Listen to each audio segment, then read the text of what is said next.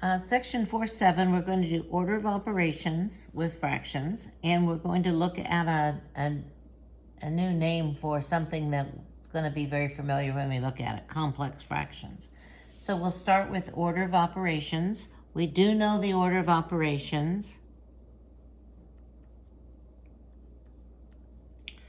We know that we'll do the parentheses or any symbols of inclusion first, then the exponents, then multiplication and division left to right, addition and subtraction left to right. So when we look at this first one, we do have parentheses. So we're going to do what's in these parentheses first, and it is multiplication.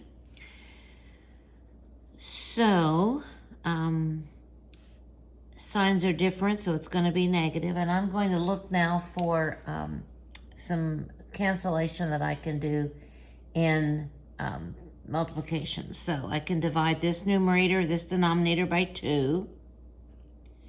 I can divide this numerator and this denominator by 3.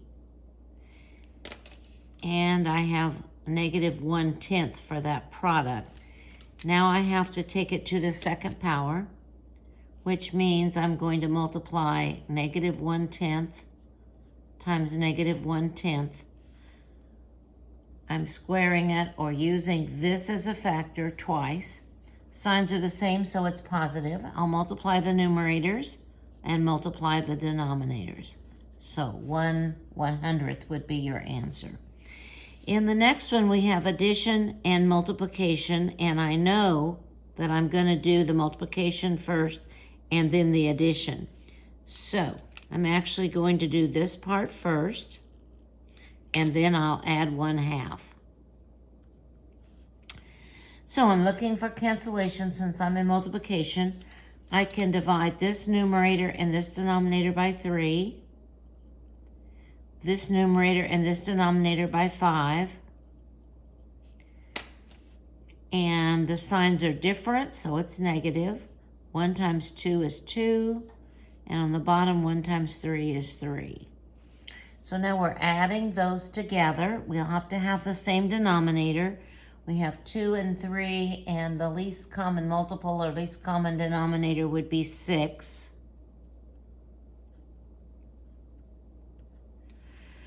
So 2 times 3 is 6. 1 times 3 would be 3. So 1/2 and 3/6 are equivalent fractions. 3 times 2 is 6. We have to do that top and bottom. So 2/3 is the same as 4/6, and these are negative. So now we're going to add. Do we have more positive or more negatives? More negatives. And how many more? 1. So our answer is negative 1/6.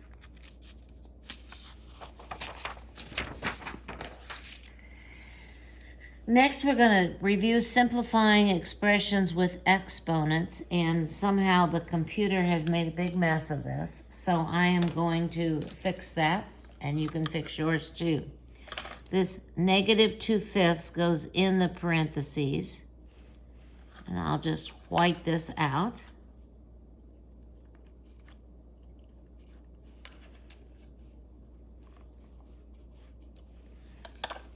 Here, negative 2/5. And that's the same problem, so I'm just going to, I don't know why. Sorry, this is such a mess. I'm just getting rid of that whole problem. Next, we have negative 1/4 to the third power. So I'm just moving that inside. So we really have 3 problems instead of 4.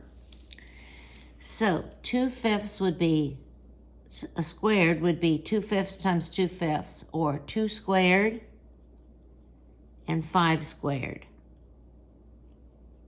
2 times 2 would be 4, 5 times 5 would be 25. In the second one, we're squaring a negative, which means we'll have 2 negative factors. It'll be the same sign, so it's going to be positive. 2 times 2 would be 4. 5 times 5 would be 25. So positive 4/25. Here we have negative 1/4 cubed, which is negative 1/4 times negative 1/4 times negative 1/4. We're going to use this as a factor 3 times. So we have an odd number of negatives in our multiplication problem, so our answer is going to be negative. We'll multiply the numerators. We'll multiply the denominators. It'd be 16 times 4 would be 64.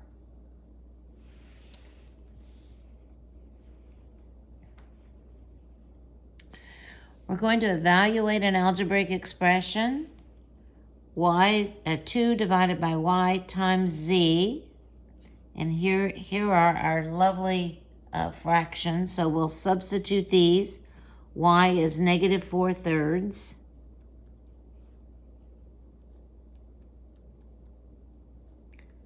Times z, which is negative 1/3. So we have division and multiplication. I'll write this up here for us again.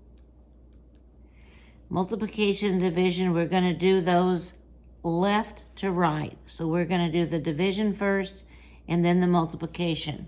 So we can make a fraction out of the 2. I'm going to write it over here.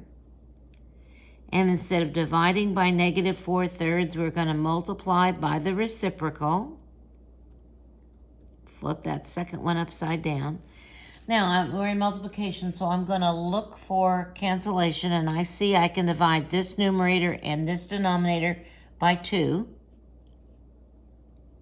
Now I'm going to multiply the numerators and multiply the denominators. Signs are different, so it's going to be negative. 1 times 3 is 3 for the numerator. 1 times 2 is 2 for the denominator. So that's what this answer is right here. So we have negative 3/2 times negative 1/3. Signs are the same, so it's going to be positive. I'm always looking for cancellation, and I can divide this numerator and this denominator by 3. And we end up with 1 times 1 on the top and 2 times 3 on the bottom. 1/6. So the only difference between this and what we did on the last page was we had to substitute these values for variables in our problem. Compound fractions are really very easy. A compound fraction is a fraction in which the numerator, the top number, and the denominator, which is the bottom number, contains one or more terms with fractions. So you can see here we have a fraction on the top, a fraction on the bottom, and the fraction bar means division. So this problem is really x over 4 divided by 3 over 2. So we've just written this complex fraction as a division problem, and we know we're not going to divide. Instead, we're going to divide by the reciprocal. So we're going to flip number 2 and multiply. Once I'm in multiplication, I can look for cancellation, and I see I can divide this numerator and this denominator by 2. And then on the top, I have 1x, and on the bottom, I have 6. So this big mess here is really just x over 6. The next one, again, we have a fraction bar. So we're going to have to figure out what's on the top and divide it by whatever we figure out to be on the bottom. So let's add the top. They do have different denominators, and I'm looking at the denominators 2 and 8, and we could change this to 8s pretty easily by multiplying both by 4. So we would have, on the top, we would have 4/8 plus 3/8, which would be 7/8. And on the bottom, we have 3/4 minus 1/6. And again, the denominators are different. I'm going to change these to 12ths.